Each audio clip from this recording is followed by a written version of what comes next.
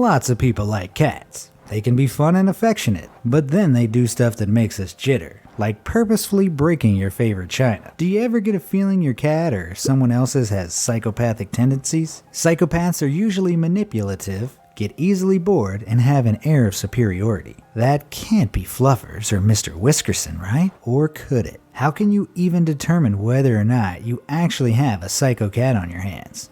Let's find out now. Author of The Psychopath Test, A Journey Through the Madness, John Ronson offers a tool that can assist us in finding out if someone or an animal is a psychopath. The Psychopathy Checklist, revised, or PCLR, which John dubs the gold standard for psychopathy diagnosis, was developed by the Canadian psychologist Robert Hare in the 1970s based on his work with male offenders and forensic inmates in Vancouver. Subjects are scored based on 20 character traits. If they score high enough, they're a psychopath. John says that one of the most memorable lines from Hare is that psychopaths see the world in terms of predators and prey, and it would be foolish not to exploit weaknesses in others. Who else sees the world like this? Cats. But that's just the start. Let's go through this checklist to see just how a typical cat compares. Being a cat owner myself, I'll base this off my own cat, Fuzz Aldrin. But if you're an owner of one yourself, see how your own cat compares and let me know in the comments down below. First up, let me introduce you to cat and rodent psychologist Eva Weblinger. She's a biologist who's interested in predators and prey who helped us to cross-analyze cats with the standard checklist. So what does the PCLR test entail? The Hare checklist contains 20 items that we've grouped into 5 main categories. Each of the 20 items is given a score of 0, 1, or 2 based on how well it applies to the subject in question. 0 is of course when the trait does not apply. 1 is when it somewhat applies, and 2 is when it definitely applies. A prototypical psychopath would score a maximum of 40, while someone with no psychopathic tendencies would score 0. A score of 30 or above qualifies a person for a diagnosis of psychopathy. Persons with no criminal backgrounds would score around 5, while criminal offenders would score around 22. Of course, I'm scoring for the average cat based on my own experience, but obviously each individual cat is different. Also, without being able to communicate with cats, or so they would have us think, we'll never know the extent of which they fit certain character traits of the checklist. Therefore, a few of the items won't be evaluated. First up in the categories of psychopath character traits, the subject's past. Does the subject have a history of early behavioral problems? Kittens are very destructive, says Eva. Look at these 2 kittens wreaking havoc in their owners' homes. Not only that, I can personally attest that Fuzz Aldrin wreaked havoc when he was younger. I'd have to give it a score of 2. The next item to evaluate of your cat's past is the revocation of conditional release. That is, are they a repeat offender? If in prison and then out on parole, would your cat be likely to reoffend? Even when psychopaths catch a break, like being let out of prison on probation, they tend to screw up. This definitely applies to cats. Check this reoffending feline out. He just can't seem to keep himself in check. Seems like a definite number 2 to me. Next up, does your cat have a history of juvenile delinquency? Psychopaths usually start showing their delinquent behavior at a very young age. It's hard not to notice from early on.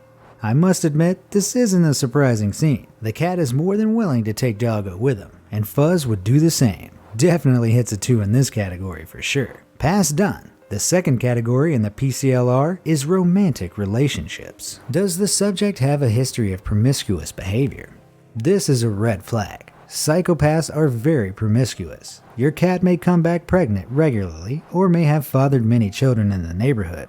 I know Fuzz has. Lots of the cats in my neighborhood look just like him. Cats are definitely promiscuous and surely score a 2 in this regard. Another question in this category is, do they have many short-term marital relationships? Psychopaths usually do, and Eva says that typical cat reproductive biology means they definitely get full points for this category. Obviously for them it's all about one-night stands and then bye, so it can easily be concluded that the traits under this category largely applies to the cat kingdom. Now for the third category in the checklist, which is the subject's lifestyle and goals. Does the subject have a parasitic lifestyle? Psychopaths prefer not to work, instead finding it easier to take stuff from other people. They don't pull their weight around the house, that's for sure. Psychopaths and cats alike are social parasites. This is the definition of a companion animal. This is a definite yes. 2 points. The next major category in the checklist is actions and behaviors. So, does your cat have an excess need for stimulation or proneness to boredom? Psychopaths need intense stimulation to feel something, and therefore nothing keeps their interest for long. They become bored very easily, and they can't stand being that way. From my experience at least, cats are always on a restless and relentless search for stimulation. So this trait definitely applies. You know the saying, time waits for no one? Apparently it speeds up for this fella. 2 points. What about poor behavioral controls? Psychopaths find it difficult to keep themselves in check. Does your cat lash out without reason or provocation? Classic psychopath move. For instance, this cat becomes a bit, testy with his handler, and this kitty lashes out for no particular reason. Try explaining that your cat is the reason you failed your exam.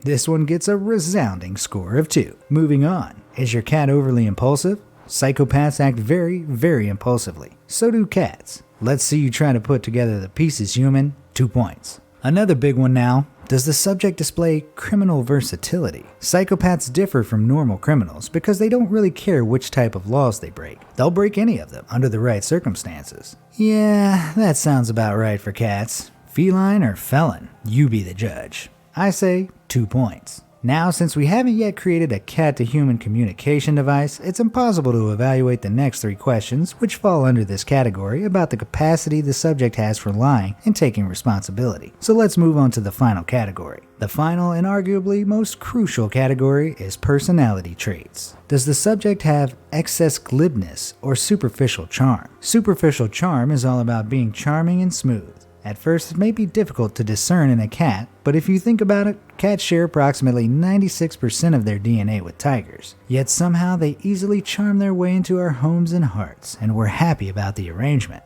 So really, they easily score 2 here. Next up, is the subject cunning and manipulative?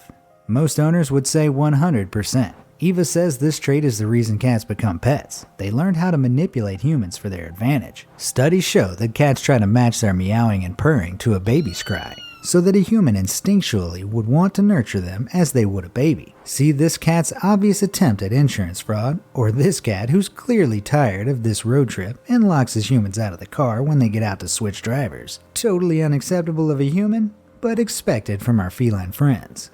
2 points. Now another big question. Does the subject have a grandiose sense of self-worth? An inflated sense of self? This is quite common in psychopaths. Cats were worshipped as gods by ancient Egyptians, and they haven't forgotten. Their needs are the most important in the world, at least to them. And it's not too unrealistic to think they're superior to us humans. Like this cat who thinks this human is unworthy to touch him. How dare you touch me, human? Next, is the subject callous or shows a lack of empathy? Is it a fear of yours that your cat is waiting until he's hungry enough to trip you on the stairs and eat you? Eva admits that yes, cats would definitely eat their owners, and they would be the first to do so. Eva states if the owner of a dog dies, the dog would wait patiently until their hunger is so great that they just have to eat something. But cats, the moment you die, they would start to nibble if they like fresh meat. Now, although this is true in most cases, there's still anecdotal evidence a dog would also eat you the moment you die. Still, it does seem like cats are prone to tripping things, so just watch your step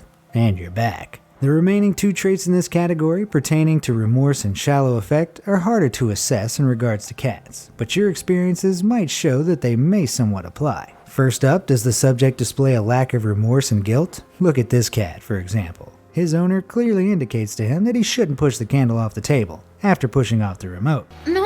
However, the cat looks at her squarely in the eyes and continues to push the candle off. It's just pure savagery. And this feline who was incriminated but doesn't look guilty in the least. If I was to vote, a score of 2 is justifiable, but your cat may be different. Now on to the last one. Does the subject have a shallow affect?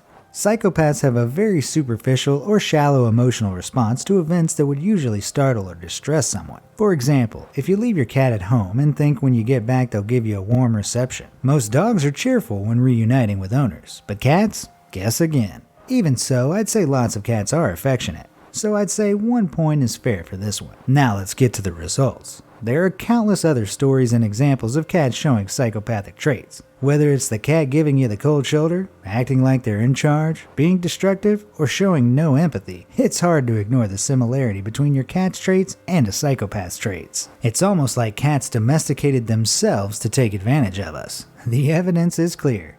Even with the 6 traits that have to be discounted because they could not be properly assessed, the results show that 99% of the cat population has aspects of being a psychopath. In my assessment, the average cat scored 31 out of 32. So then why do we want these furry psychopaths in our house? John calls cats otherworldly and grand, and I have to agree with him. They've always seemed to be linked to evil. This may have stemmed from the association of cats, black cats in particular, with witchcraft in the Middle Ages. Also in pop culture, almost every villain you can think of has a cat. From the cat on Don Corleone's lap in the opening scenes of The Godfather, to Mr. Bigglesworth, the hairless companion of Dr. Evil in the Austin Powers movie. Nevertheless, people are obsessed with these fascinating felines. It therefore seems we're attracted to safe psychopaths that won't come out to deviantly kill us. Unless, of course, you're clumsy and your cat is great at tripping you. I guess you could say the safe interaction with psychopaths we have around the house is akin to watching psychological thrillers. They let us feel fear in a controlled way. You'd find there's a large overlap between people who like cats and people who like those cozy murder mysteries. The reason we like cats is because they give us the same terrifying rush as a psycho thriller. So once they don't kill you, they can continue to thrill you. So what do you think? How did your cat score against the checklist? Or are you a dog person? If your cat scored poorly, do you still intend to love your cuddly psychopath for better or worse? I know I'll be keeping an eye on Fuzz after finishing this video. Let me know your thoughts in the comment section down below, and thanks for watching.